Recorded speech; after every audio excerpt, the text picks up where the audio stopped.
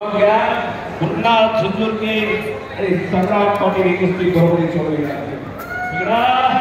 पाया जोर मारला होता योगेशला बरोबरची टीम पकडले योगेश पवारला 6 वाजता पुढील आपल्याला युवराज त्यांनी सांगितलं पिक्चर मधला हिरो होणार का नाही म्हणून सांगितलं त्याला पण हा शाहरुख खानचा बॉडीगार्ड होता मग काय पुऱ्या उलटीला लगा ओ